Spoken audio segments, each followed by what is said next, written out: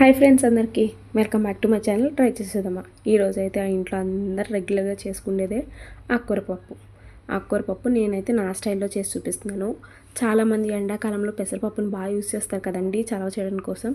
నేను కూడా ఏంటంటే ఓన్లీ పెసరపప్పు చేస్తే కొంచెం ఎగుడు వచ్చేస్తుంది కదండి. అలా కాకుండా ఇలా ఒక గ్లాస్ కందిపప్పుని ఒక గ్లాస్ పెసరపప్పుని కలిపి తీసుకొని ఆకుకూర పప్పు చేస్తానండి. ఈ రెండింటిని ఈక్వల్ క్వాంటిటీలో తీసుకొని 2 గ్లాసులకి 5 గ్లాసుల లెక్క నేను కుక్కర్లో వాటర్ పెట్టుకుంటానండి. ఇలా పెట్టుకొని చూసారా తోటకూర ఎంత ఫ్రెష్గా ఉంది. ఇదైతే మా మామయ్య గారు తీసుకొచ్చారు. ఇలా కందిపప్పును ముందే నానబెట్టేసుకుంటాను. అప్పుడు ఈ తోటకూరలో కూడా వాటర్ వేసి నానబెట్టేస్తానండి. తర్వాత టమాటోస్ అవన్నీ కట్ చేసుకుంటాను. ఎందుకంటే తోటకూరలో ఉండే మట్టి అంతా కింద దిగిపోతుంది. అలానే కందిపప్పు కూడా ఈలోపు బాగా నానుతుంది. అప్పుడు త్వరగా పప్పు ఉడికిపోతుంది. నేనైతే పప్పులో 2 టమాటాలు మహా అంటే 3 వేస్తానండి. లేదంటే పప్పు తీయగా అయిపోతుందని. పచ్చిమిర్చి ఎక్కువ వేసి చేసుకోండి.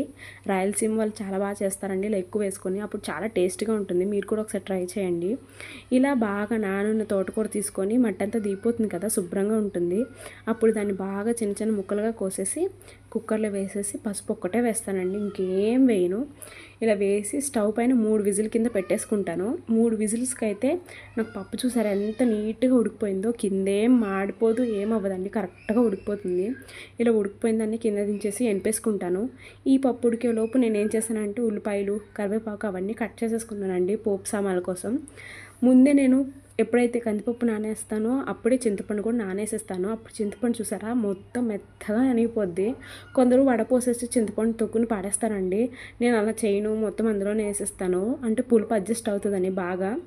ఇలా చేసుకొని మళ్ళీ ఒకసారి అనుపుకొని గిన్నె పెట్టేసుకొని పైన పోపు బాగా మార్చేస్తానండి. కొంచెం మాడితే పోపు పప్పులోకి చాలా బాగా టేస్ట్ వస్తుంది. చూసారా ఇలా బాగా సుయ్యం అనేదాకా పప్పు వేసారంటే సుయ్యమని సౌండ్ వస్తుంది. అప్పుడు బాగా అయినట్టు పోపు. తర్వాత లాస్ట్లో ఉప్పు వేస్తాను. ఇలా కారం వేసుకొని ఒక పొంగు వచ్చేదాకా ఉంచి స్టవ్ ఆఫ్ చేసేస్తానండి. Thank you.